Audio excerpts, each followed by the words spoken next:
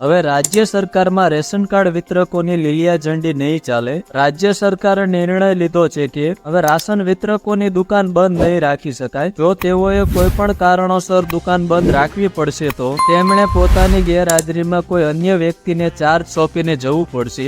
દુકાનો ખુલ્લી જ રાખવી પડશે, ગમે ત્યારે દુકાનો બંધ રાખી શકાશે નહીં। આ સાથે જ તેઓ પોતાની ગેરહાજરીમાં દુકાનનો ચાર્જ કોને સોંપ્યો છે તે વાતની જાણકારી પણ કરવી પડશે। આ નિર્ણય ગુજરાત 73 લાખ કાર્ડ ધારકો માટે રાજ્ય સરકાર દ્વારા લેવાયો છે નિર્ણય। તો મિત્રો તમને એ પણ જણાવી દઈએ કે રાશન વિતરકો સામે વધતી ફરિયાદ બાદ આ લેવાયો છે નિર્ણય। ઘણા ગ્રાહકોની એવી ફરિયાદ હતી કે રસ્તામાં અનાજની દુકાનો અવારનવાર બંધ જ રહે છે। રાશન કાર્ડ ધારકોએ અવારનવાર રાશન માટે દુકાને ધક્કા ખાવા પડે છે। ત્યારે આવી ફરિયાદો મળતા સરકારનો આદેશ છે કે હવે રસ્તામાં અનાજની દુકાન બંધ રાખવામાં આવશે નહીં। તો મિત્રો તમને પણ પૂરતું રાશન અને ટાઈમે રાશન મળે છે કે નહીં કમેન્ટ જરૂર કરજો। વિડીયો પસંદ આવે તો વિડીયોને લાઈક, શેર અને સબસ્ક્રાઇબ કરજો અને આવા જ વિડીયો જોવા માટે અમારી સાથે જોડાયા રહો।